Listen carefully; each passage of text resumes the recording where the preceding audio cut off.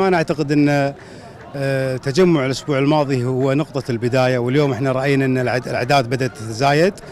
اتفق معظم المجتمعون في ساحة الإرادة أن يكون يوم الاثنين التواجد بعد صلاة العشاء في ساحة الإرادة للمطالبة بإصلاحات. اليوم الكل مستاء من الوضع اللي قاعد يصير في البلد.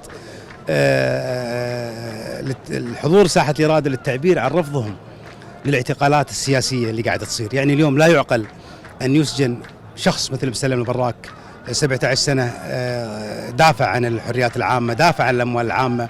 فهناك في خلل لما تجد شخص يدافع عن الحريات العامة والأموال العامة ويوضع في السجن، وهناك من سرق الكويت على جميع الأصعدة. لم نرى مسؤولا واحدا خلف السجون، لذلك الناس مستاءة، وهذا الاستياء بشكل تدريجي قاعد يتصاعد. يعني اليوم الإخوان المتواجدين الآن شافوا العدد، واعتقد الإعلام شاف العدد، أن العدد في تزايد. لا شك أن التواجد اليوم وهو الأسبوع الثاني لخروج الناس بعد هدوء استمر سنتين لعدة اعتبارات، لكن من اليوم أعتقد أن الحضور بدأ يتزايد، وفي حضور بشكل تدريجي تصاعدي. وأنا أعتقد الاثنين القادم راح يكون حضور أكثر لأسباب عديدة ذكرت منها المعتقلين، لأسباب وضع المجلس الأمة اللي لا يمثل إرادة الشعب.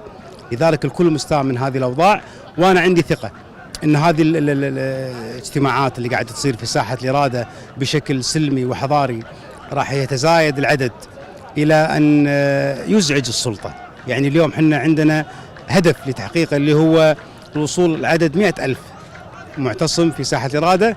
احنا اليوم كبداية بعد انقطاع فترة طويلة، لا أنا أعتقد أن الأمور تسير بالشكل الجيد، وبإذن الله أنا واثق أن الأسبوع الجاي سوف يكون حضور أكبر. الناس مستاءة وقاعدة في بيوتها بس حتى ترى أن هناك في تحرك جدي.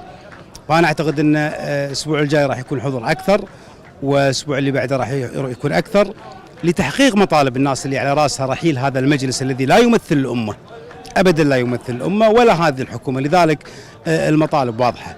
احنا الآن نريد إسقاط هذا المجلس، نريد إسقاط هذه الحكومة، نريد إطلاق سراح المعتقلين السياسيين، نريد العودة لإرادة الأمة، لأن هذا المجلس المسخ لا يمثل إرادة الأمة.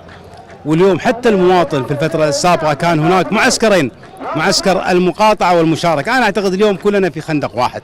حتى من شارك في الانتخابات السابقة وجدنا اليوم الأخ رياض العدساني متواجد، وجدنا حسين قويعان متواجد، وجدنا عبد الكريم الكندري متواجد، وجدنا أسامة الطاحوس وآخرين ممن شارك في الانتخابات السابقة، وجاءوا إلى ساحة الإرادة للتعبير عن امتعاضهم واستيائهم من أوضاع البلد بشكل عام.